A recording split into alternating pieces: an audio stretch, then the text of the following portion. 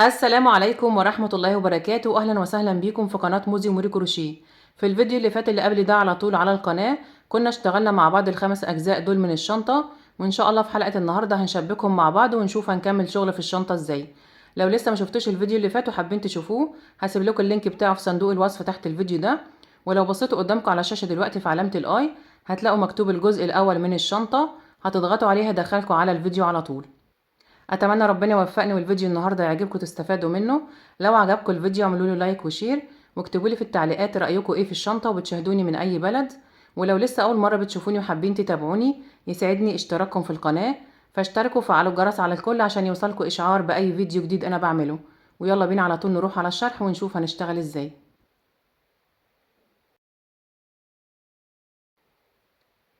دول الخمس اجزاء اللي انا اشتغلتهم في الفيديو اللي قبل ده على طول.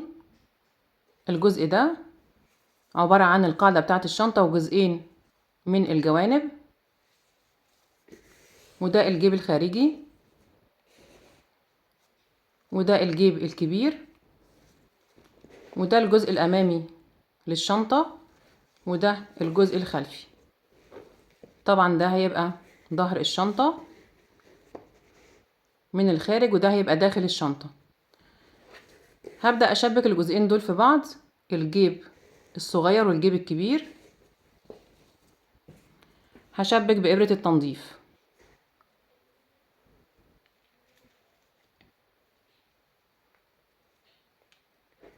نخلي بالنا لو عديت الغرز اللي في الجنب ده كده هلاقيهم 11 غرزة: 1 2 3 4 5 6 7 8 9 10 11.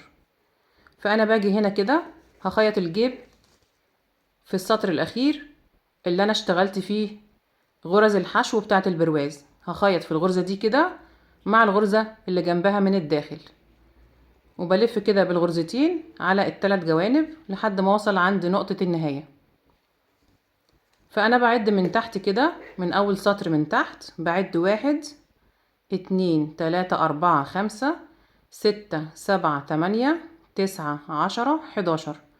بدخل هنا كده في الغرزة رقم 11 أو في السطر رقم 11. نخلي بالنا بدخل في الغرزة دي، الغرزة الأخيرة اللي أنا اشتغلت فيها البرواز بتاع غرز الحشو، وبطلع بالإبرة من الغرزة اللي قبلها بالشكل ده كده، وبجيب الجيب وبعدي بالإبرة من تحت حرف الفي.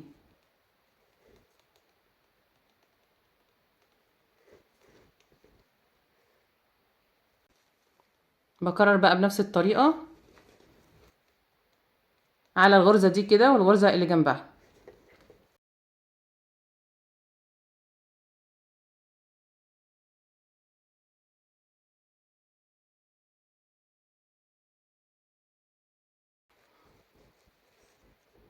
بدخل في الغرزة اللي تحتها هنا، وبطلع من الغرزة التانية وبعدي في حرف الفي تاني غرزة في الجيب.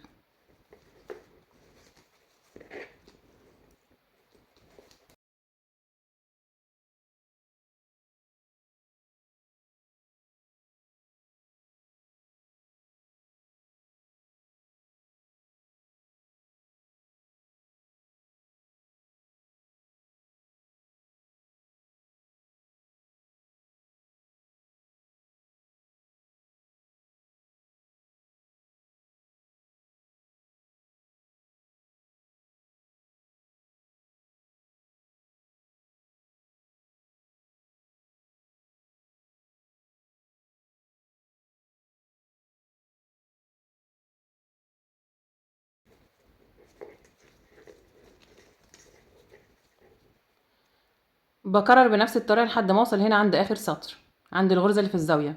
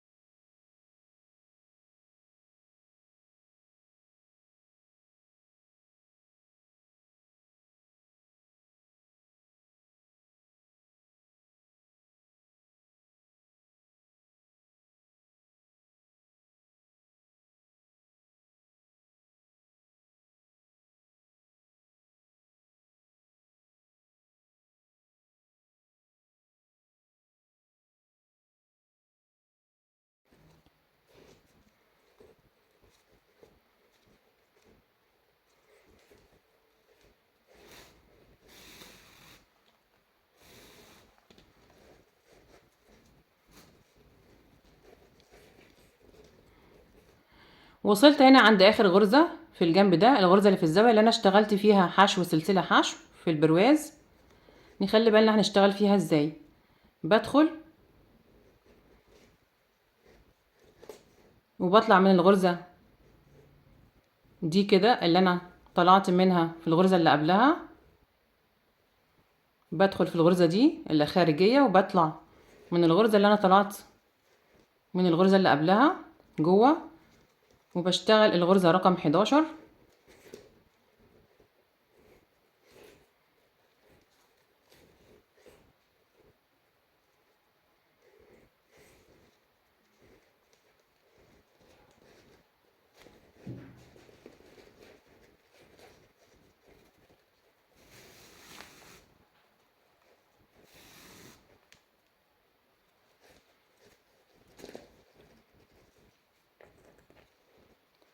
وبدخل في نفس الغرزة تاني وبطلع برضو من نفس الغرزة تحت جوه، وبدخل في الغرزة رقم 12.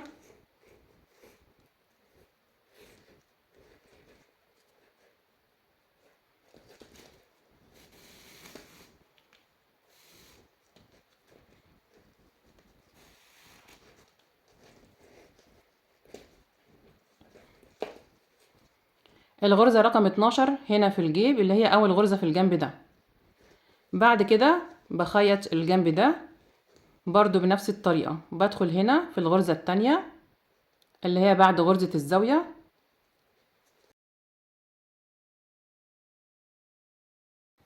برضو بطلع من نفس الغرزة اللي جوه اللي انا خيطت فيها الثلاث غرز السابقين اللي قبلها، بطلع من نفس الغرزة اللي جوه اللي انا خيطت فيها الثلاث غرز اللي قبلها، وبعدي هنا على الغرزة اللي عليها الدور في الجيب وبخيط. دي طريقة الخياطة عشان الشغل بتاعنا يبقى مظبوط.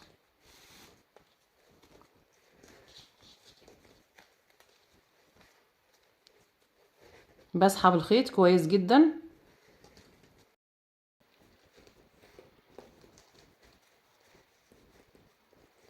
هراجع معاكم تاني. يبقى انا كده خيطت الغرزتين رقم 11 و12، خيطتهم في الغرزة اللي في الزاوية دي مع الغرزة اللي جوه المقابلة ليها جوه، وخيطت هنا الغرزة التانية في الجنب ده في نفس الغرزة اللي جوه كده. الثلاث غرز دول اتنين مع بعض من بره، وهما التلاتة مع بعض من جوه من الغرزة اللي جوه.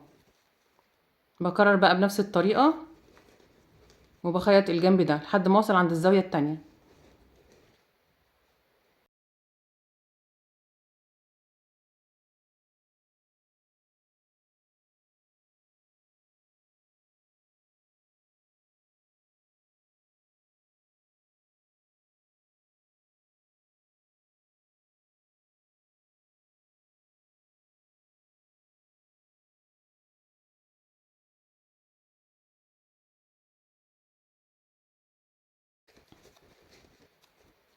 هكمل كده بنفس الطريقة لحد ما اوصل عند الغرزة دي. وصلت هنا عند الغرزة اللي في الزاوية. نخلي بالنا الغرزة اللي قبلها زي ما انتم شايفين دخلت من هنا وطلعت من الغرزة اللي جوه وخيطت فيها. بدخل في الغرزة اللي في الزاوية وبطلع من نفس الغرزة اللي انا شبكت فيها الغرزة اللي قبلها، وبدخل في الغرزة دي اللي عليها الدور وبخيط. هخيط فيها برضو غرزتين مع بعض. بدخل في نفس الغرزة تاني وبطلع من نفس الغرزة جوه، وبدخل في الغرزة اللي عليها الدور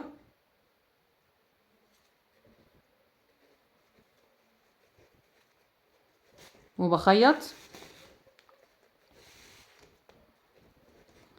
يبقى انا لو عديت من الجنب ده كده هلاقي نفسي خيطت الغرزة رقم 11 و12 في نفس الغرزة.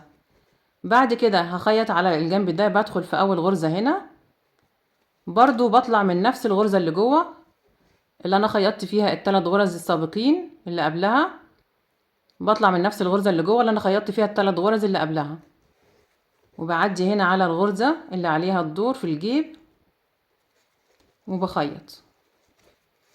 دي طريقة الخياطة عشان الشغل بتاعنا يبقى مظبوط.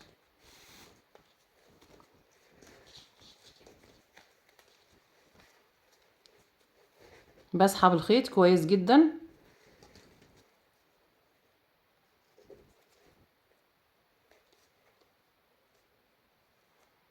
بكمل بقى قصاد كل غرزة غرزة.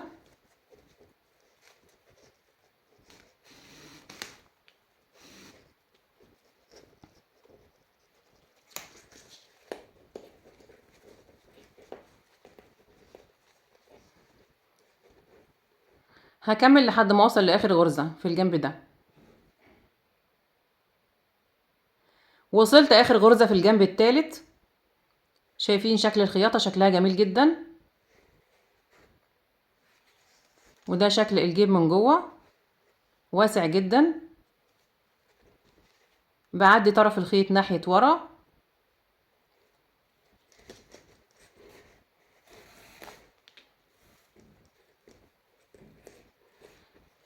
طبعا تقدروا تحطوا سوستة للجيب. انا اشتغلت القلاب ده قلاب صغير. اشتغلت 14 سلسلة زائد سلسلة ارتفاع، وارتفعت على ال 14 سلسلة 7 سطور من غرز الحشو، واشتغلت برواز من غرز الحشو على الثلاث جوانب دول كده لحد ما وصلت هنا. اشتغلت في الزاوية دي، في الغرزة اللي في الزاوية دي حشو سلسلة حشو، وفي الغرزة اللي هنا حشو سلسلة حشو. بقى الشكل زي ما انتم شايفين. هخيطه بإبرة التنظيف وبنفس الخيط اللي انا خيطت بيه الجيب. بظبط مكانه كده، خيطه في السطر ده على 15 غرزة في السطر ده كده.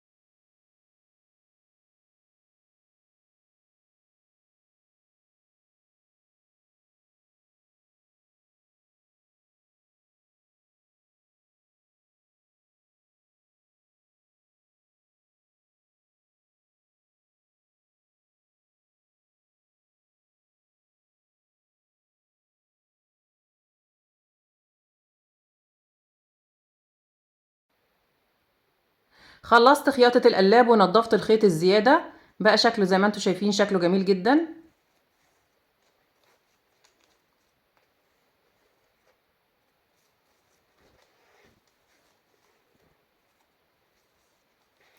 بعد كده هجيب الأجزاء التانية ونشوف هنشبكها ازاي. عندي عدد الغرز في الجنب ده كده في الجزء بتاع القاعدة والجناب 47 غرزة. هجيب علامات وهظبط الغرز بتاعتي عشان أشبك الأجزاء في بعضها. هعلم في الجزء ده بتاع الجيب الكبير 45 غرزة في الجزء اللي تحت ده.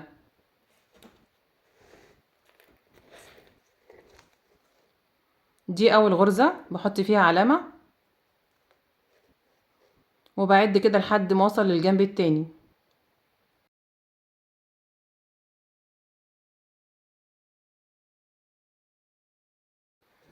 كده انا علمت 45 غرزة هخيط فيهم. بجيب الجزئين الكبار، ده الجزء الامامي، علمت 47 غرزة. نخلي بالنا هنا 45 وهنا 47. في الجزء اللي خلفي الكبير برضو علمت 47 غرزة. هبدأ أشبك الجزئين دول في بعض الأول.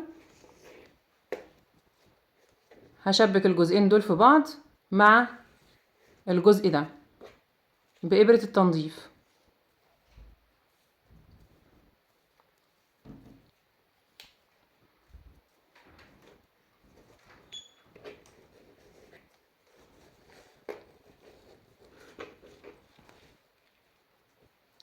عند الجزئين دول فيهم غرزة زيادة بشبكها الأول.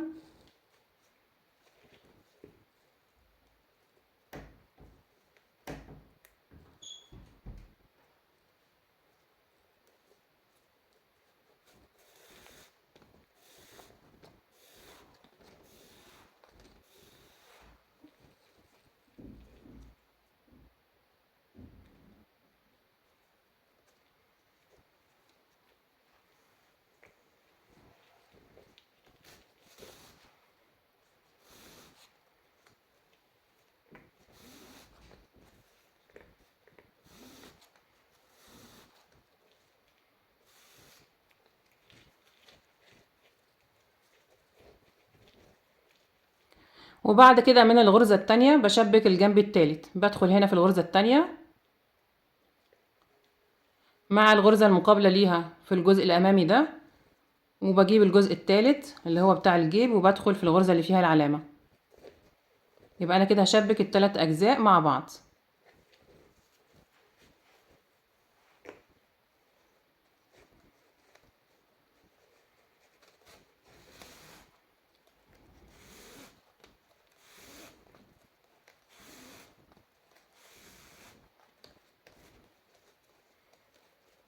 بشيل العلامات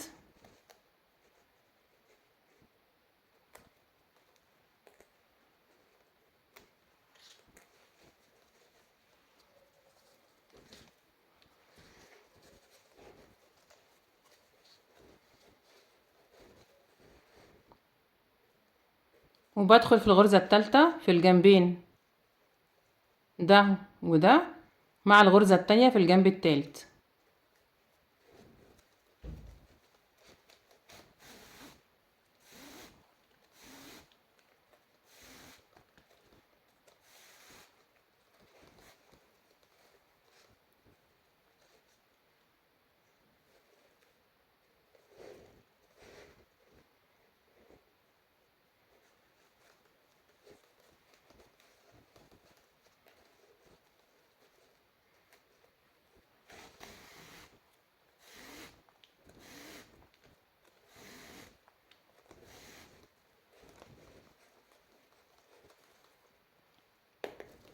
هكمل بنفس الطريقة على التلات جوانب لحد ما اوصل هنا عند العلامة اللي في الجنب التاني.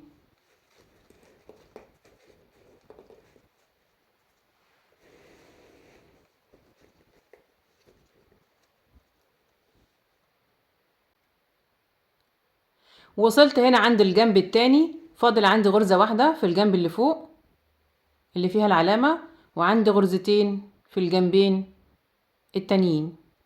بخيط الغرزة اللي قبل الأخيرة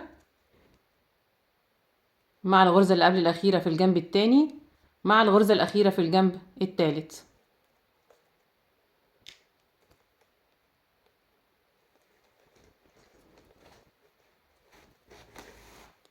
لأن زي ما شفنا في بداية الخياطة الجنبين التانيين سابقين الجنب الأول بغرزة من كل جنب. بعد كده بدخل في آخر غرزتين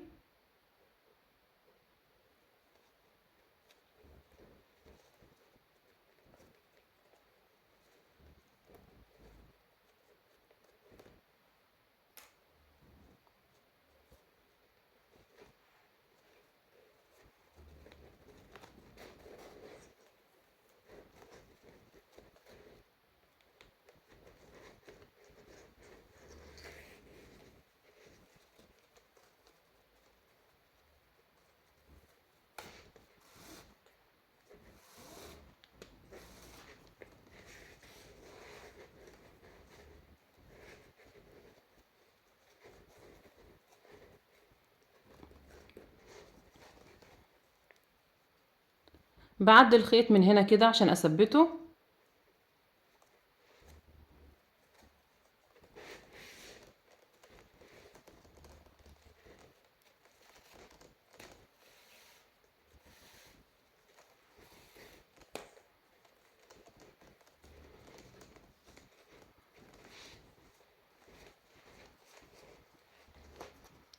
ده شكل التلات أجزاء بعد ما خيطناهم مع بعض.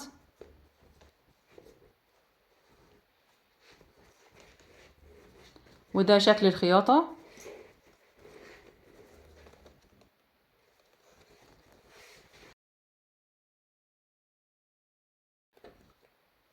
بعد كده هثبت الخيط وهعدي بيه ناحية الجنب التاني عشان نشبك الجزء الكبير.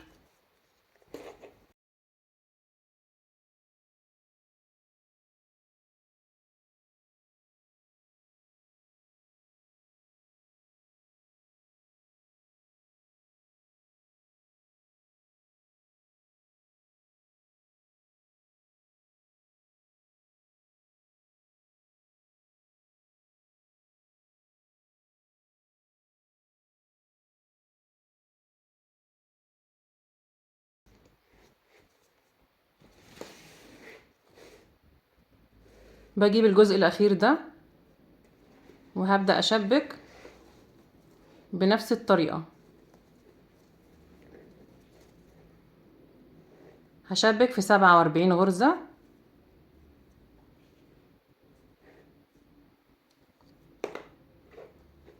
خلينا نعدي من هنا الاول.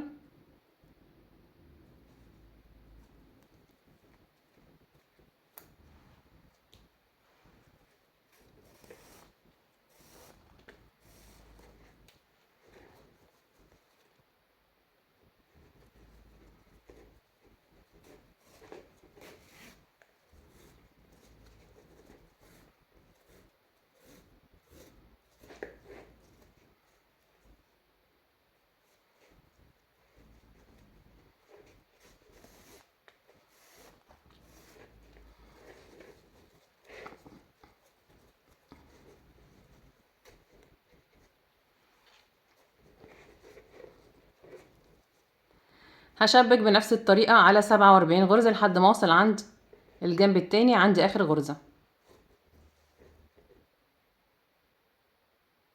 وصلت هنا عند اخر غرزة في الجنب التاني، بشيل العلامة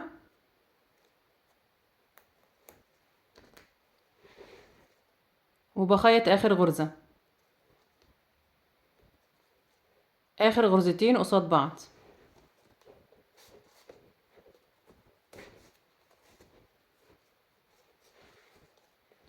بعد كده بعدي طرف الخيط ناحية الداخل وبثبته وبنضف الخيط الزيادة.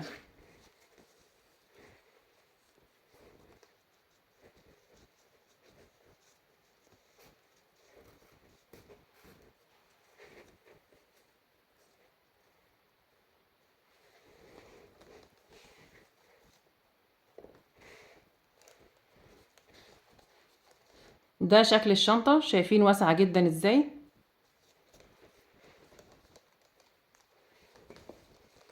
وده شكل الخياطة بتاعة القاعدة والجناب.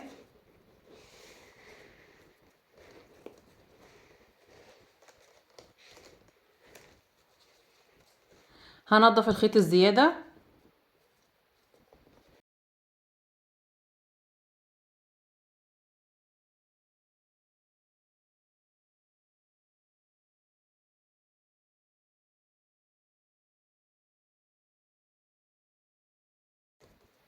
هنضف الخيط الزيادة جوه الشنطة، وهجيب الخيط والإبرة ونشوف هنشتغل الجزء السابع ازاي. بس ده هيكون في الفيديو اللي جاي ان شاء الله عشان وقت الفيديو بتاع النهاردة. اتمنى يكون الفيديو النهاردة عجبكم، تكونوا استفدتوا منه. لو عجبكم الفيديو اعملوا له لايك وشير، واكتبوا لي في التعليقات رأيكم ايه في الشنطة وبتشاهدوني من اي بلد. وما تنسوش تشتركوا في القناة لو لسه ما اشتركتوش، وتفعلوا الجرس على الكل عشان يوصلكوا اشعار باي فيديو جديد انا بعمله. وان شاء الله نتقابل في الفيديو اللي جاي، وشكرا ليكم والسلام عليكم ورحمة الله وبركاته.